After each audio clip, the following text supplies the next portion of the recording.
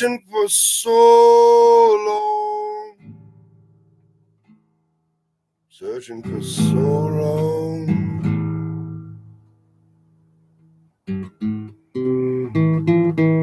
I'm searching so long, don't even know who I am anymore.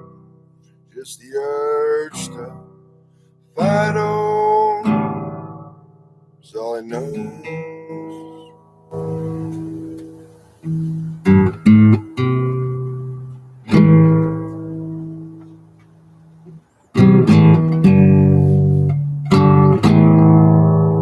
Stripped it all away.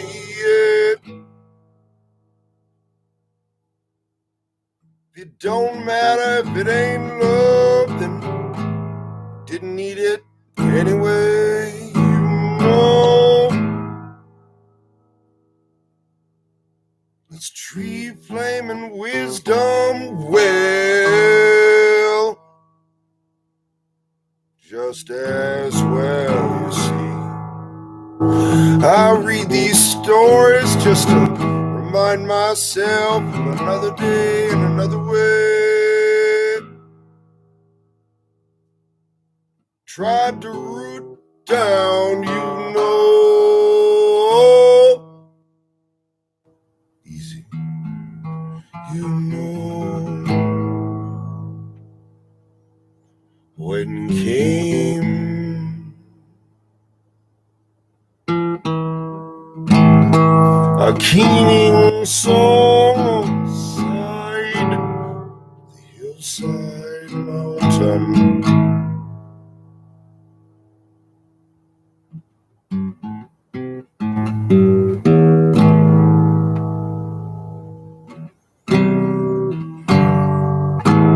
Well, the dark Druid had told her he was long dead.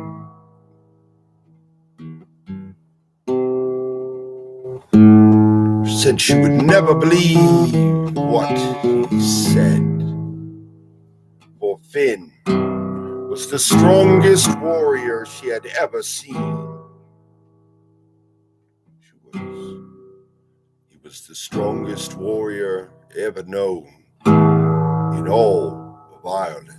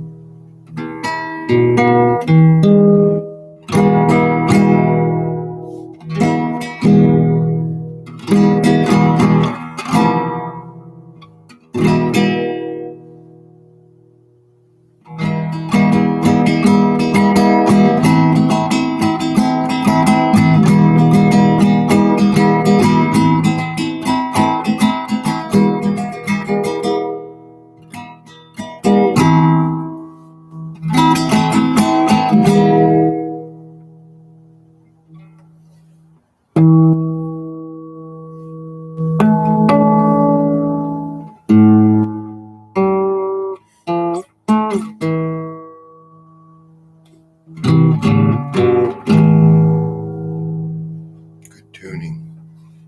Yes, happy.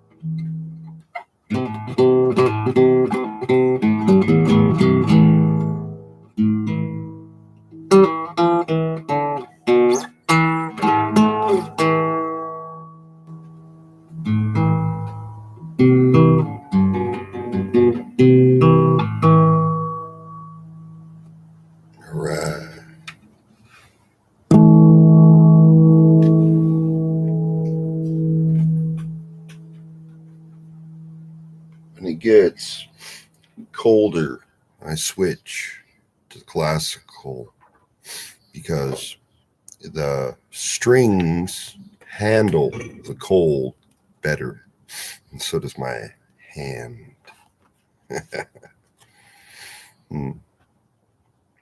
But I'm tough. I can play steel string in winter if I want. All right. Chapter 19. The search begins. Finn moved back and turned to Dawn. Would you let me use some of your weapons? He asked, with an air of casual confidence. Have you lost your mind? The son of Midhere retorted in disbelief. Drink. Oh,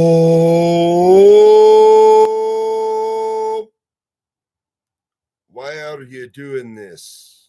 Puzzled look crossed Finn's face. I don't know. The words came into my mouth without my thinking.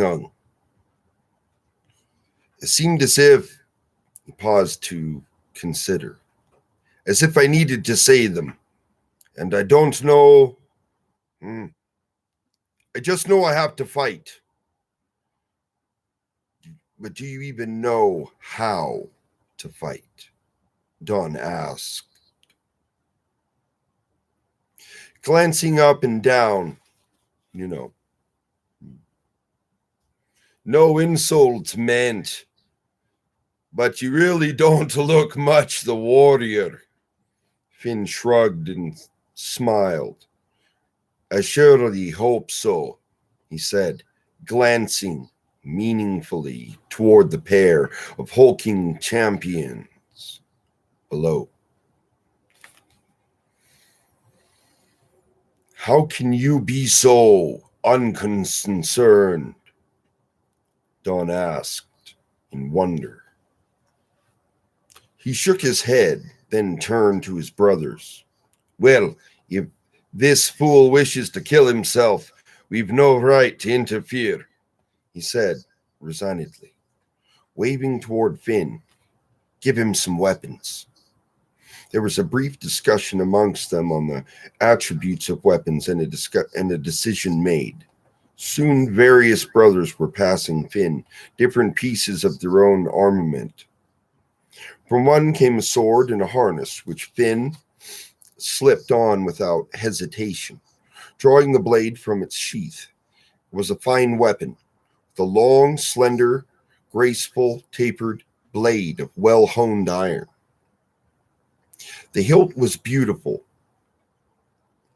designed and worked, inset with curving lines of gold and red enameling. Its pommel decorated with two ravens. As it settled into his palm, and his fingers closed upon the grip, an even greater change came upon Finn. A new certainty, a new determination seemed to actually fill out the gauntness of his look. His face glowed as from some released inner energy. His body straightened, and he took on a prouder stance. They were very subtle alterations, but they somehow made him seem to grow much larger, taking on a prepossessing air.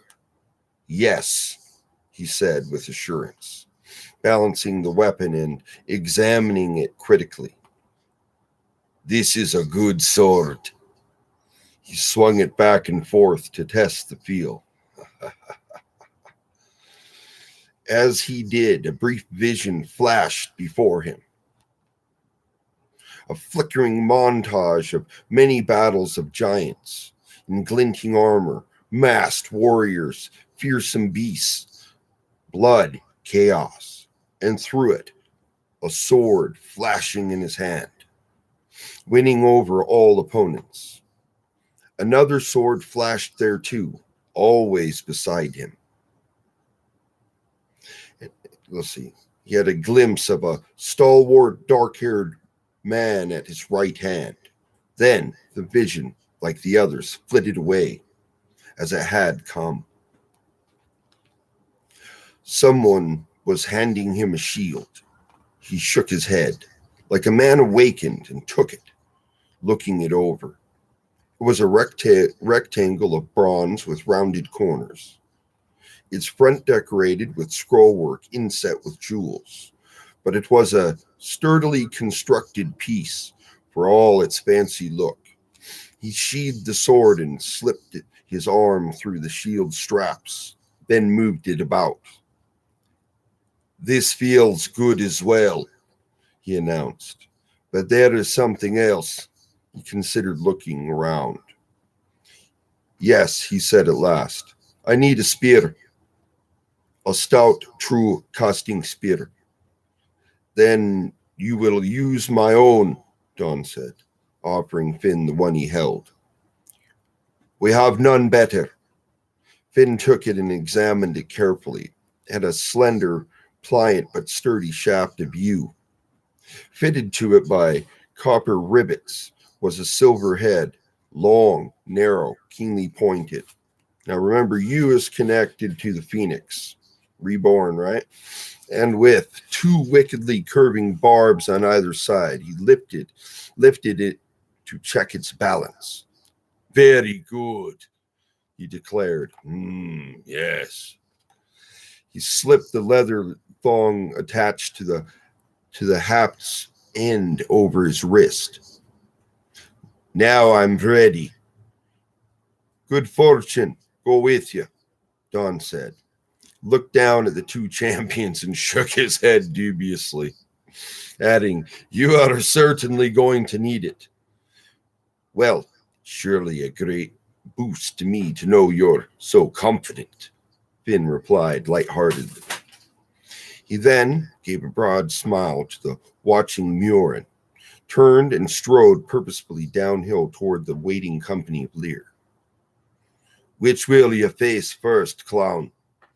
"Oh, shit." Lear's dissing him. Lear called to him. Finn eyed the two men, then he said easily, "Why make a choice? I'll fight both at once." A murmur of disbelief went through the sons of Midhere. Lear shook his head. "You are an audacious one, I'll give you that," he said. "Die as you wish." He ordered the rest of his warriors back. They moved off, leaving the two champions on the level ground just below the base of the mound. With a generous area about them, Finn reached the bottom and moved out to stand before the men. He took up a relaxed stance, grounding the spear beside him to lean on. Leaning on my guitar or something. Looking careless and quite unprepared. They don't know who he is. He regarded the two critically. They loomed before him thick and solid as two of the monumental stones on the plain. Their return gazes were weary, sullen, hostile. They stood waiting, weapons gripped tightly. When Finn made no further move, their eyes narrowed to suspicion. "Well, come on," Finn prodded. "What are you waiting for?" The two exchanged a quizzical look. They were clearly thrown off guard by the presumption of this lean and ragged man. "Well, won't you be coming at us?" one asked. "I won't," Finn answered. "You'll come at me." "But you're not ready," the other champions pointed out. "Ready enough for the likes of you," Finn told him. "Ooh. What's wrong? Have I made it too difficult for you?" Both of the pair grinned nastily. "Now, clown," one said. "Oh, shit." That's when you get thrown out of the bar. "Now, clown," one said. "You've made it too easy. With that, he lifted his weapons and charged upon the Finn, the other quickly following. Finn stood before them, still apparently unconcerned. The chieftain and his men watched with smiles of anticipation of what a fine end this fool would have. Their brothers watched with apprehension, expecting a like result. Only Mjorin watched with confidence. The pair came in, rumbling down upon Finn like charging bulls. Their weapons swung up to strike. They made a final bound that would bring them both upon their victim at once. But even as they landed upon the spot where he should have been, it was emptied. Scooting with the speed and agility of a hare, Finn leaped away, landing far to the side of one of the pair. As the immense brutes registered this, they wheeled toward him. Neither was slow, but in contrast to lightning moves of Finn, they seemed to wallow ponderously like sea cows in a heavy swell. Finn landed and spun to face them. Drink.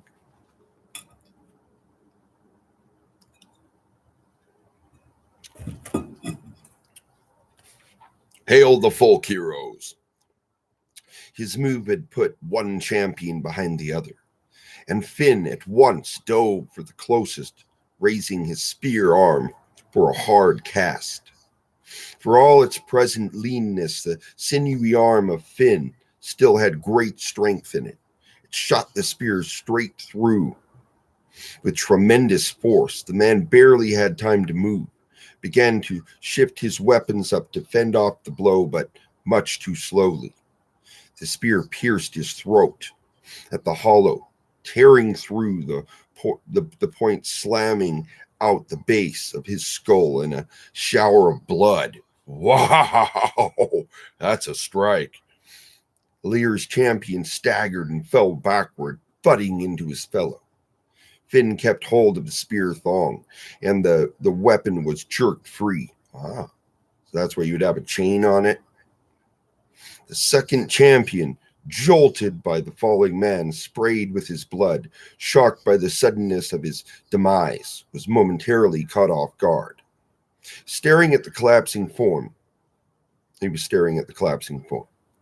This gave Finn all the time he needed to act again, and he did so with great speed. The second champion had less chance than the first. His gaze lifted from his dead companion to the attacking Finn, lifted his club and axe in a desperate defensive move. He lifted them too high. This time, the spear shot under them. Finn's skill and power sending it unerringly to its mark. It struck into the middle of his broad belly, sinking deep. The man grunted and bent over. The weapons fell from his hands. He looked down at the spear projecting from him, and then his gaze, filled with pained surprise, lifted to Finn. The eyes rolled upward, and the man collapsed sideways, toppling like a felled tree, crashing to the earth. There was a long, stunned silence. Both groups of onlookers stared in open-mouthed amazement at the almost effortless way Finn had dispatched the two warriors. Then, led by an elated Mjorin, in a cheer rose from those upon the hill, the austere sons of Midhir, save for Don, who maintained his dignity, cast aside there, reserved to unabashedly proclaim their glee. Lear, however, showed somewhat less enthusiasm, glowering in red-faced rage at Finn as he pulled the spear from the second corpse and stepped toward the chieftain. "Now," Finn said, "oh shit. Will you take back your insult and let these people alone? This is not over." "This is not over," the other hammered out. "You'll pay yet for the destruction of my bird. And more for the killing of my champions. He looked up to those above, shouting to them. And you, Dawn, you have tricked me somehow with this man. He's not of our clan. He may not even be of the men of the day, of the Dia. You give him to me in restitution, or I'll have my satisfaction from you all. You'll not have him from us, Lear, Dawn said disdainfully. We have no fear of your threats. Take your dead and be away. Now, there'll be no more playing after this, then. Lear called back. Oh, you've thrown away your last chance. This time I mean to finish you. It's between our two clans. This is. And when we meet again, all of my warriors will be with me. You'll need all of them, you blowhard, and more, Dawn answered. Oh, shit. Scowling so angered he seemed incapable of further reply. Lear signaled his men toward the bodies. Several collected each of the two dead champions, heaving the massive bodies up with some difficulty, and staggered off under their burden. As they did, Finn went back up the hill to the gathered sons. He held out the bloodied spear to Dawn. You were right, he said. It is a very good spear. It is yours now, Dawn told him, a note of respect in his tone. Your feet has won it for you. Whoever you are a warrior. And if you truly mean to stay with us, you'll have good need of it very soon. He said this. He looked past Finn to the departing men. Finn turned to look as well. It surely does. Sound as if he's determined to return, he said. How large is his clan? Not so large, the other answered with a very wry smile. There can't be more than 5 fighting men to every one of us. Cowlight and Canoe de Royal urged their horses out of the trees, following the two hounds down onto the shore of the lake. So now we've switched scenes. Here they dismounted and looked round. Cowlight pointed out where he had first come in his search for Finn. From there they walked the horses along the water's edge to the little peninsula of rocks. There is where I found the cape and these weapons. He indicated the storm shield and the Mac-on-Luin, which were slung upon his mount. The harper gazed out searchingly upon the lake. It seemed very peaceful and idyllic now, its surface ruffled by a light, fragrant breeze, sparkling under a bright sun. Surely not the kind of place where you might expect our Finn to fall into trouble, he said. But then the most comely face might hide the most devious heart. Ooh. What do you mean? Cowlight asked him. Do you think there might be something in the lake? Some creature, maybe? Canoe shook his head. No, not that. You know, it would take more than that. I've seen him battle a master otter larger than the whole of Tara and swim about it easily, like a salmon. He is in the water. I know, Cowlight agreed. It was that made me think he couldn't have been drowned, at least. Not against his will. True enough. And if it was the Dark Druid or some other magic behind it, as you think, then will it be seeking some more cunning, more treacherous, and more dangerous as well. A spell of some kind, then, Cowlight said in a questioning way. It might be. On the way here, I've been thinking, through all I know of the She lore, for notions, there are many possibilities, but I believe this would have been something unusual. Finn has encountered and survived some of the most powerful She magic.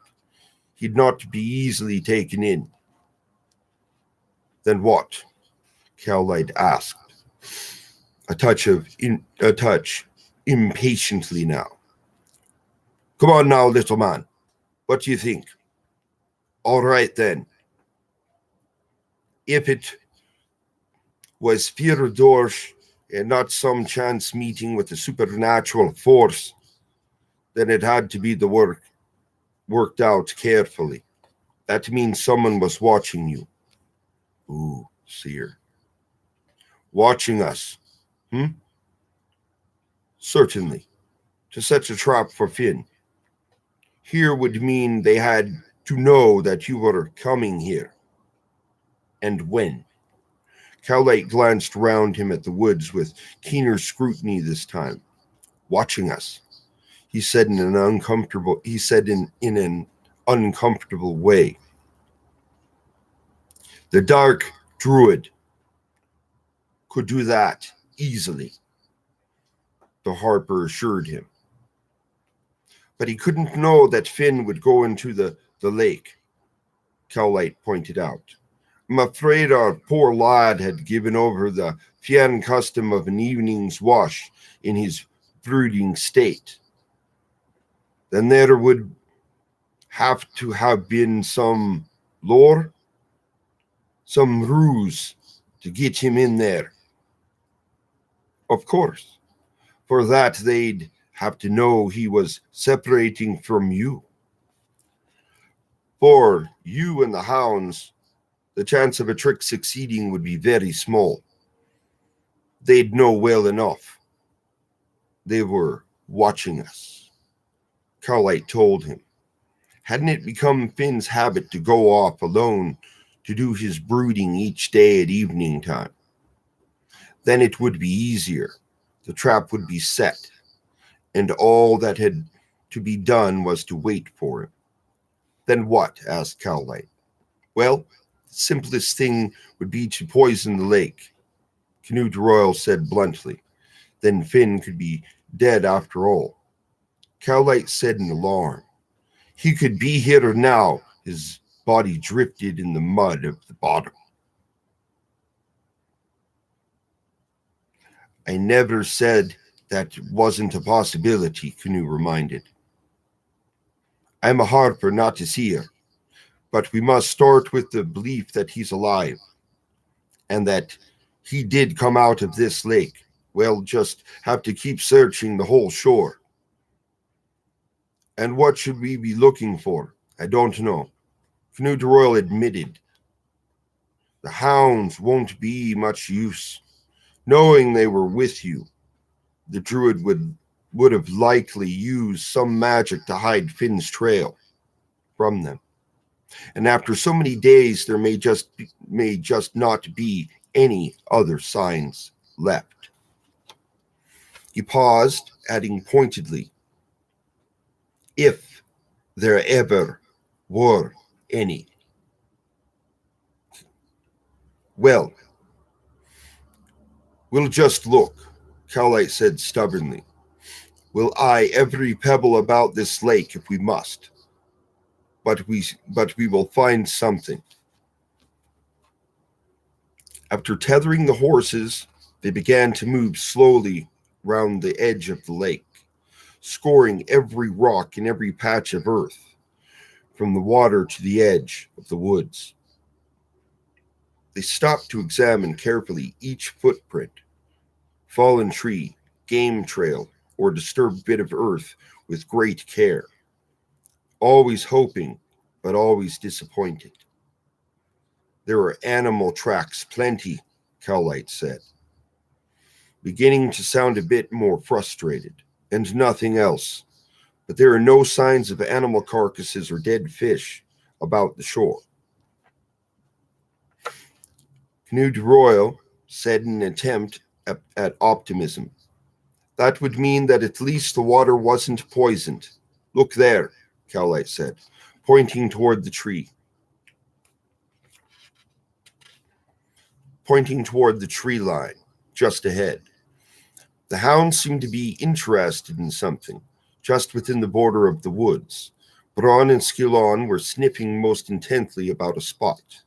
The two men ran up to them eagerly. Cowlight knelt to look. Knud Royal peering over his shoulder.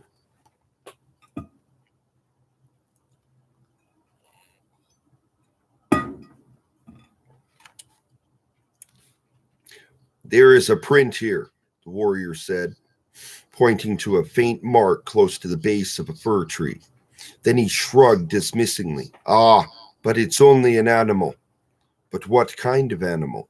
Knud Royal said, dropping down to peer more closely.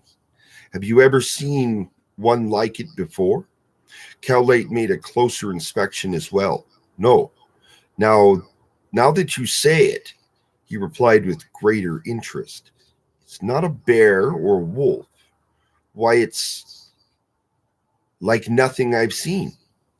He looked up at Knud Royal in disbelief. Could it be a cat? A very large one, the harper confirmed. Aye, large, Cowlight said. The size of a stag, at least. Oh, shit.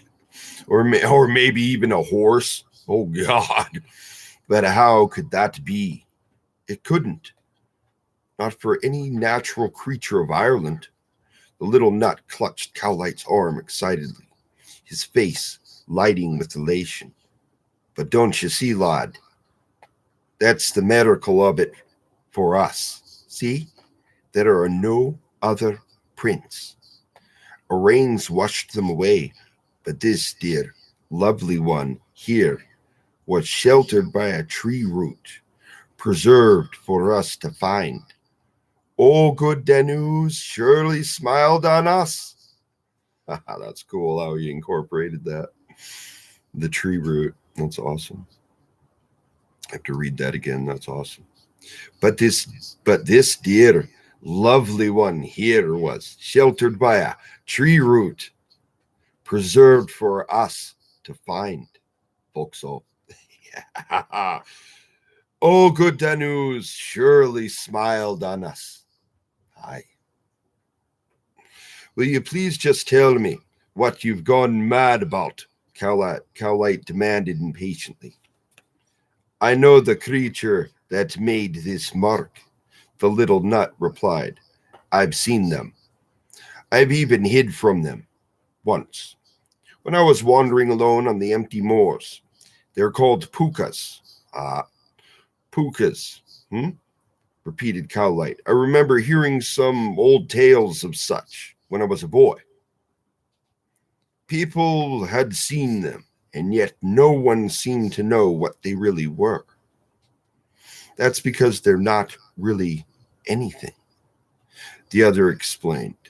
They're master shapeshifters who can take on any living form at will, save one, that of a man, doppelgangers, copycat. Long ago they were she-folk, but cursed for some treachery, never to wear the human form again. They became solitary creatures, and many have turned into twisted, evil beings out to do whatever mischief they can to the mortal, and she-folk alike. You say they can take any form, said Cowlight. Yes, horse, raven, hound. Nah, those are their favorites. Anything they can use to sneak up on an unwary victim. Some of them even favor grotesque combinations. I'm not surprised to find the likes of such creatures in league with the Black Druid. Does this mean they have fin? Cowlight asked. It looks so. And though it gives me no happiness to think he's in the hands of fear doors, at least it might be he was taken alive. How do you think? Carlite asked.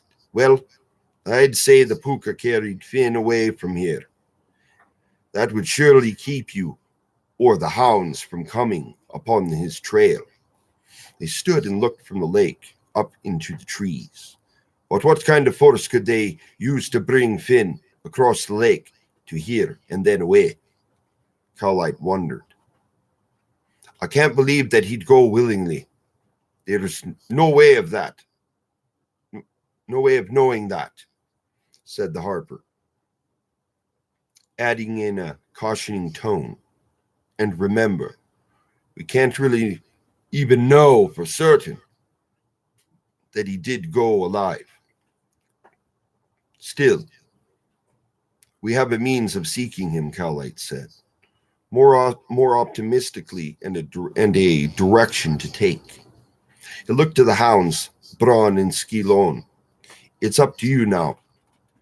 The trail won't be easy to follow after so long, but if any hunters in all Ireland can do it, you can. Try to lead us. The dogs at once moved in with their great noses to snuffle thoroughly at this single print. They divided, moving out in opposite widening circles round the spot. Then Braun let out a yelp of triumph and ran away up into the woods, stopping there to look back to them, wagging his tail furiously. He's found it, said Cowlight to Little Nut. Stay here, I'll fetch the horses. Be quick, the harper called after him as he sprinted away. There's no telling what great jeopardy he's in. And that's where that ends. The next chapter would be 20, Conflict, chapter 20. And that is where I take a break. All right, awesome. And look at where we are. How thick that is. Awesome. So I have a goal. And keep reading, especially through St. Patrick's Irish Cultural Remembrance Day. Okay. Run away. Oh, oh God.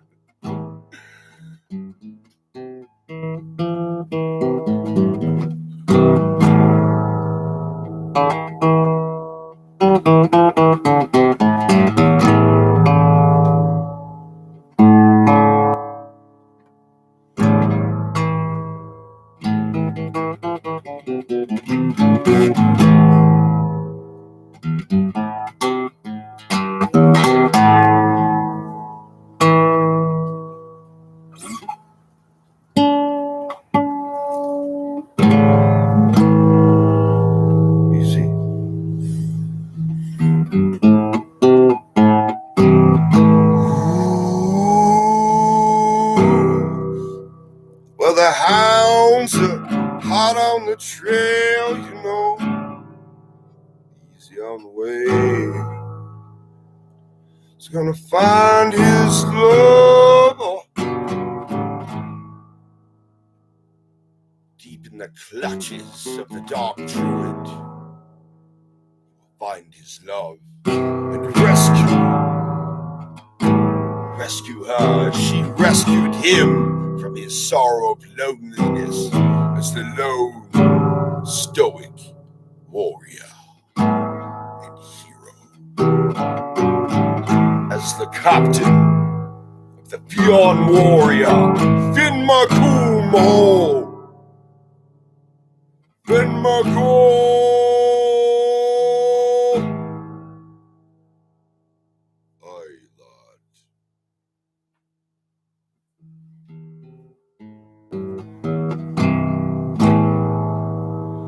Ravens on the right hand, ready for battle down. I'll take them both.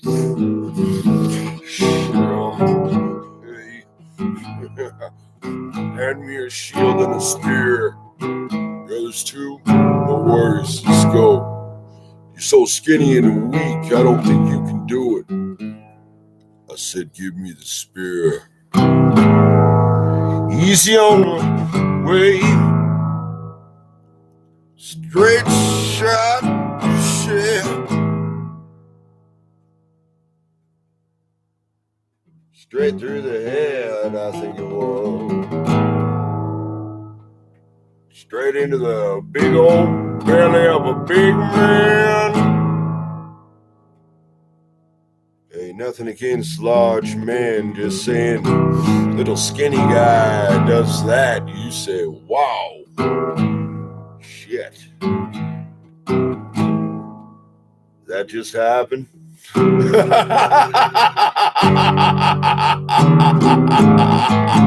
It's a madman, madman on the trail, madman on the trail, madman on the trail, madman on the trail. Had to do it. Madman on the trail, baby. Easy on the breeze, stepped up real cool. Lean on a spear, just like I lean on my guitar. Say, get ready for the throw. It's over real quick, don't you know? Said.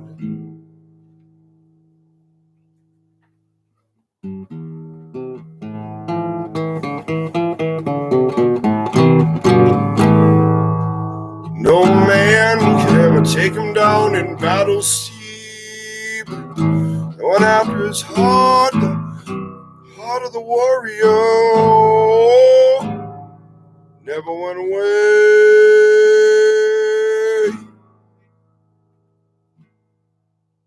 Said forevermore, said.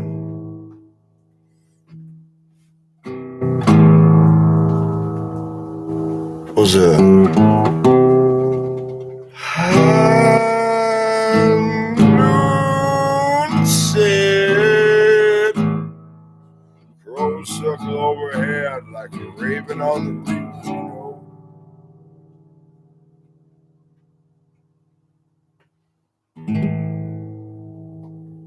Like a single feather of a phoenix falls to the floor. To be reborn, I said.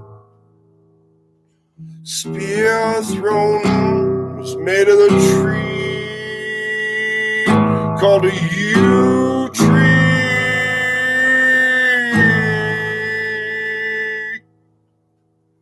Phoenix reborn from the ashes, you know. Easy on the breeze. Easy on the breeze. Easy on the breeze. On the breeze, oh.